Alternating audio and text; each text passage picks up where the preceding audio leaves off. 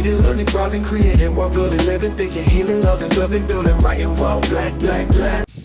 Good morning, good afternoon, good evening, and welcome to Writing While Black, Hit It and Quit It series, where we just gonna get in and get out. We're gonna talk about it for a little bit, give you something to think about, and then on to the next. I'm Angela. And I didn't introduce myself. I am Ayoka B. I was And doing here the we go. interpretation of the hit it and the quit it to get in. It's interpretive dance.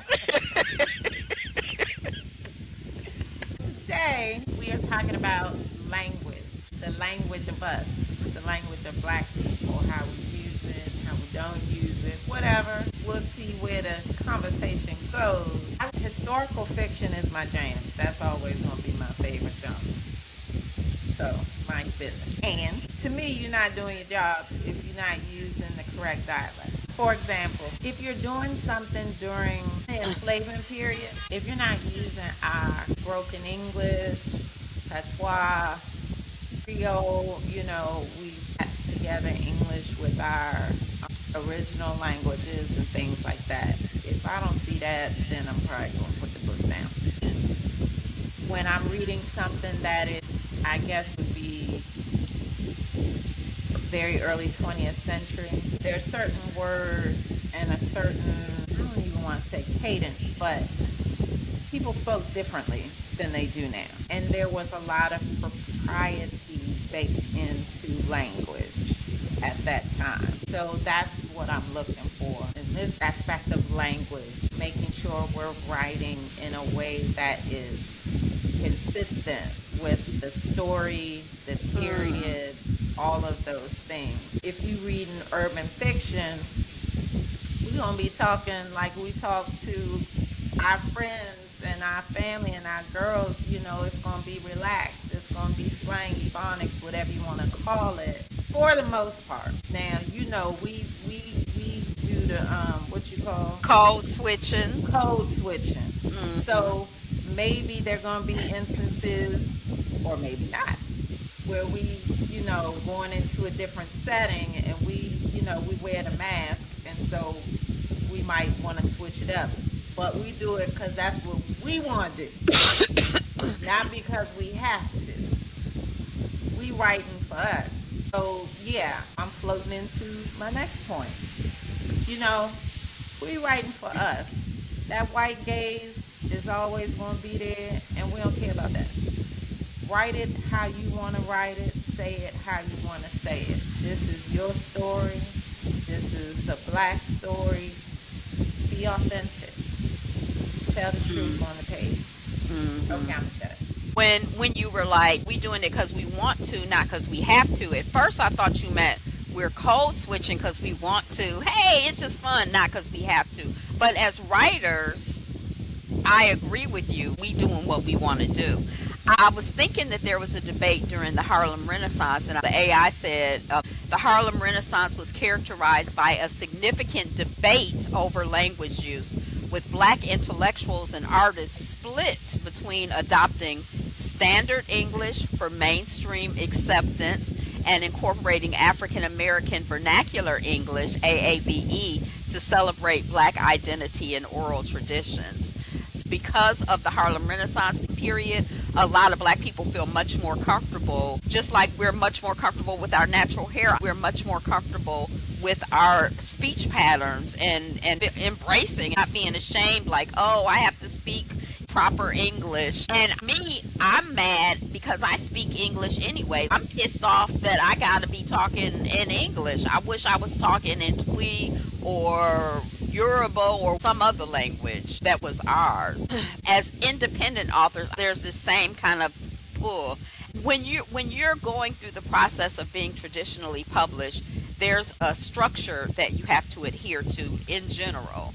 You have to put together a book inquiry letter and the first chapter and a summary, or and then you go to the people and say, do you like my book? Will you accept me? And then they probably reject reject you. People get, oh, I got a million rejections until I finally got accepted. And so I feel like you kind of have to shape things to their satisfaction, whereas as indie authors, you shape things to your satisfaction.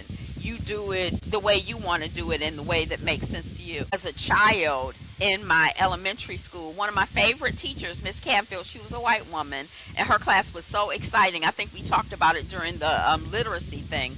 But she had this list on the board called the B nuts. And whenever we would say, you know, we'd be going to the store every day after school, whenever we would say B, our name would get on the list on the board as a B nut. You didn't want to be a B nut. You know, you didn't want to, you didn't want your name on the list. That shaming, of students for speaking our natural language was a thing. I saw on IG the other day where I think it was Nigeria. They were saying that the national language of education was going to be English as opposed to one of the regional languages. I was so annoyed. And you know what? Immediately, I have a visceral reaction to that. However, I'm going to give them the benefit of the doubt that they was being strategic. Just like when we were in high school taking language, we should have been learning Mandarin. Okay? If you wanted to, you know what I'm saying, be competitive on a global level. So I'm going to give them the benefit of the doubt that they are doing that so the children can, on a global scale, be able to understand and communicate in that language. However, I pray that, so is all the instruction in English? I think, yeah, from what I understood, the language of instruction is now officially English. Okay. So I was hoping that they were gonna supplement and support the native tongue as well, so that you don't lose that. On the other hand, I want to say it was probably Burkina Faso, because they just been, throwing off the shackles at every turn, on every layer. Yes. Anyway, I want to say it was Burkina Faso that French is no longer the national language. yeah, it probably is. Although this is a bit off the subject, but my husband and I were talking about it because one of his friends just came back from Burkina Faso. And so we were watching Traore give a talk to like 400 American Africans, black folks from America. Okay. And he was speaking to them in French. And I think Iyapa pointed out, why is he speaking French? Because they had a translator, so he could have been speaking one of our languages instead of French. If we can't understand you anyway, why are you speaking us in the European language? That was before he made that decision. Mose is the most spoken in Burkina Faso. And I did look it up, and it says the federal government reaffirmed English as the official language of instruction across all levels of Nigeria's education system. This is just English. We talked about this a couple weeks ago. Because I work with people who are learning English and studying English and trying to improve their English, doing it strategically. They want to compete as effectively as possible on a global scale. So I understand the concept, I guess, of strategy. I don't know. Maybe I don't understand it. I have read that students who are multilingual, their brain development is more advanced than students who are unilingual. Well, yeah, but what I was saying was teaching English as a language. Right, it's not to their mother tongue. I think it's so sad. There's so many families that, especially Latinx families, that would go to the United States and no longer spoke their native language at home. Their children didn't know Spanish. I remember my godbrother, when he got married, his wife was Puerto Rican. And I remember tutoring their first child. I want to say he was 4. I used to tutor him in Spanish because he didn't know Spanish. And she wanted him to, she was like, I should have started earlier. But when she was trying to teach him the dynamic just wasn't working, which is why she pulled me in. But I was like, I know y'all gonna have some more babies. That should be their first language. Right, from the womb forward. Right. And you Right. like over here we have the linguistic tension of initially a lot of the people over here were speaking English because they were coming from places that had been colonized by Britain or Great Britain or whatever, and they were black people who were speaking English. And then when the black folks became integrated into the country, then Spanish became the language. So this moved from one colonial language to another colonial language, and there were people who resisted, who were like, well, we gonna keep our English schools. English is our language. And on one hand, I'm all for the resistance, but again, it's so annoying to me. Yeah, it was already a colonized language. That's not even addressing indigenous people who were here that had their own language. That Yes. continue to have their own And continue to language. And then there are people who did retain their own language, whether they're Chinese, whether they're, I mean, Jamaican. At least they keep the patois. Some of or them now did, they call some it's of the them- Lebanese Creole, which is more Yes. common in this area. Yes. Yeah, Yes.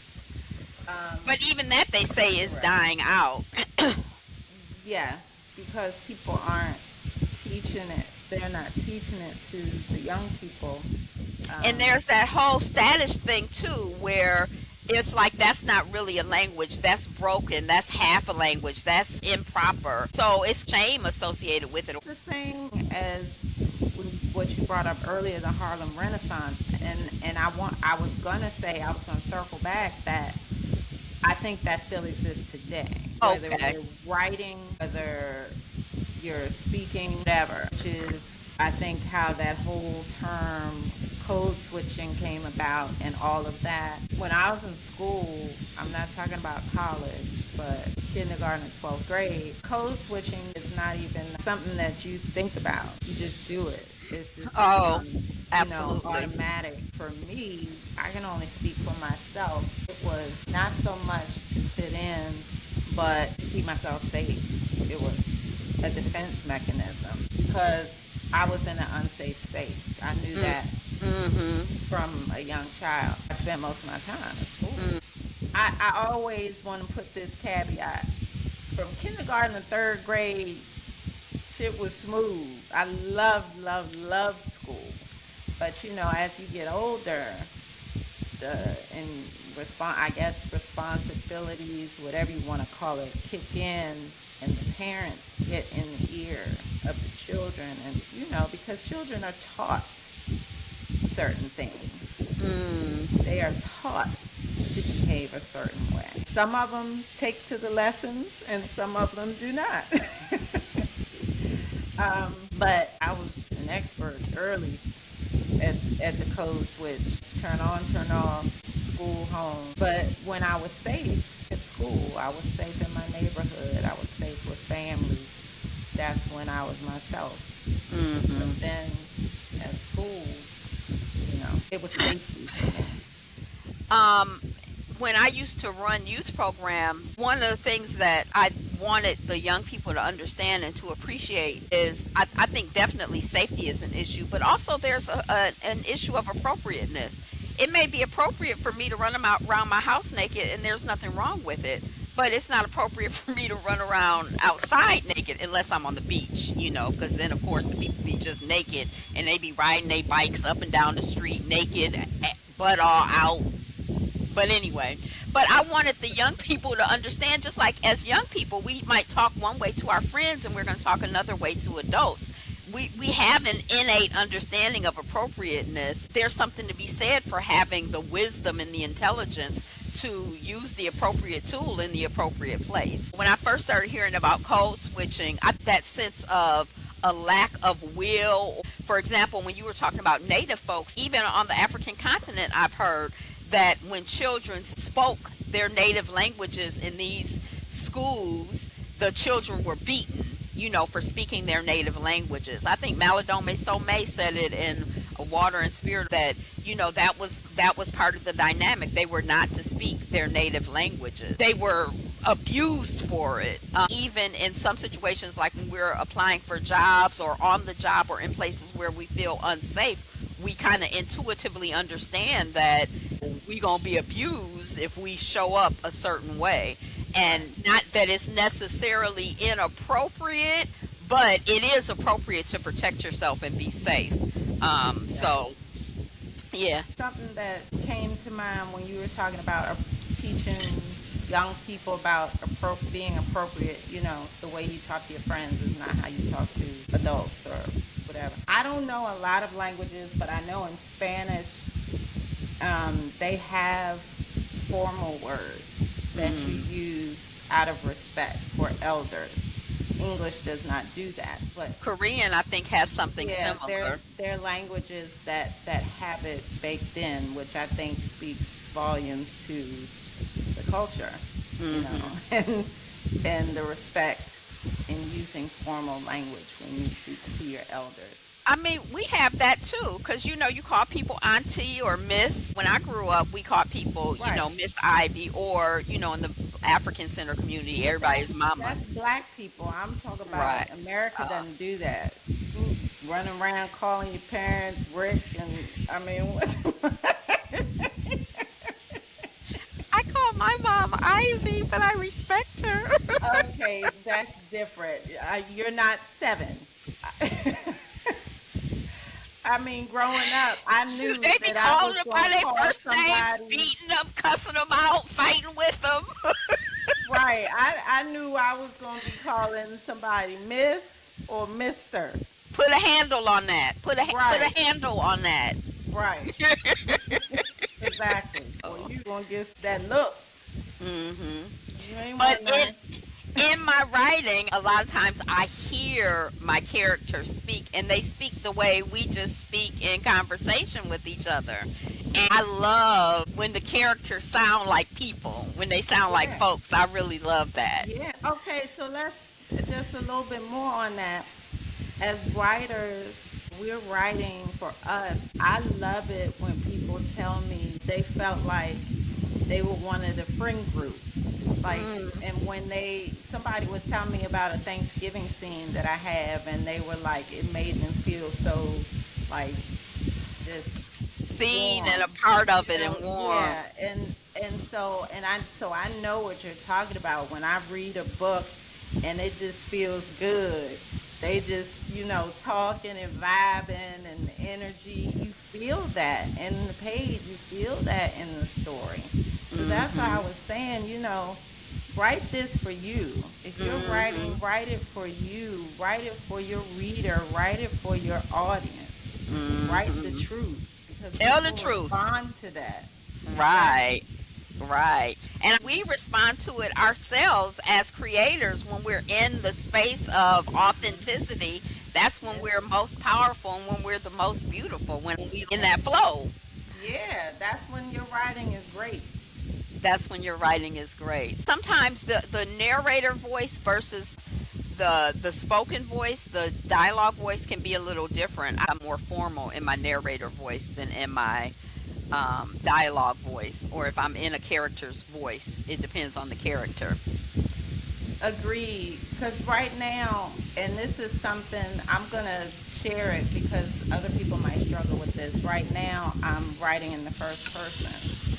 And sometimes I won't say struggle, but sometimes, part of this is because Angela knows as a writer, I edit as I go. I cannot help myself. I keep trying to make myself not do it, but Right, maybe that's your thing as a writer, or maybe that's your thing right now. You feel like it's hurting you to edit as you go?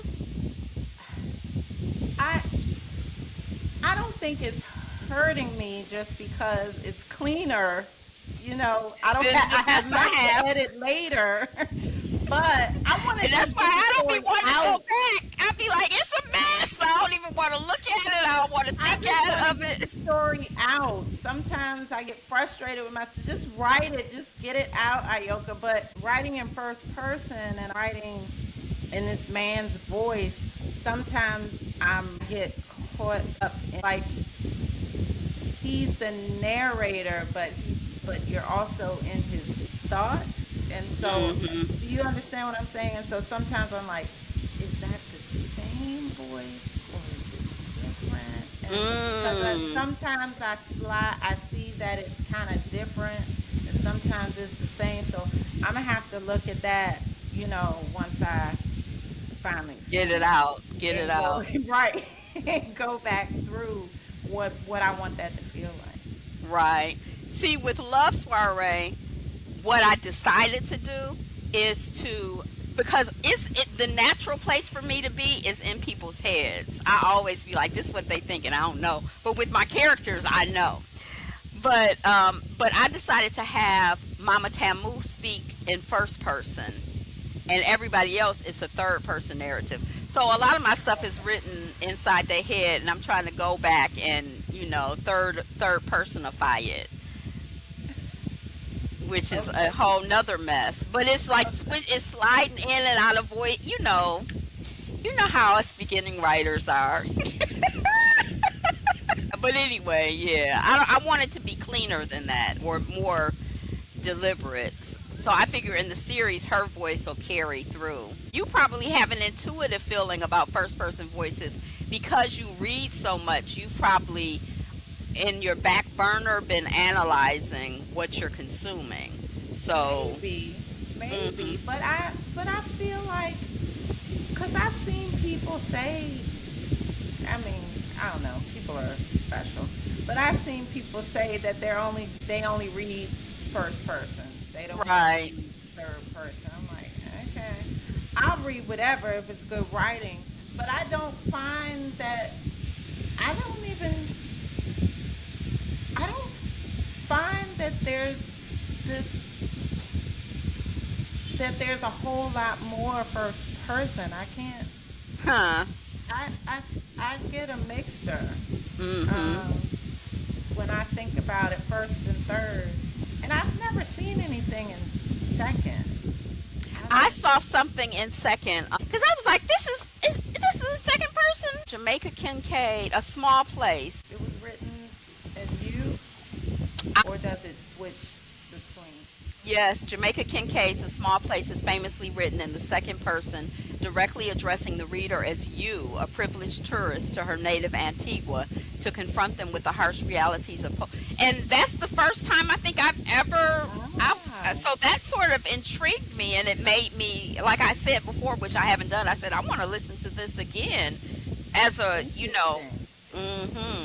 Could be wrong, but I feel like some of J. California Cooper's stories might have been in second person. Maybe. It feels more personal if you can pull it off. It gives you a different feeling. I don't know if I could do a whole novel. I think I'd be all over the place. But I don't know. I like to challenge myself.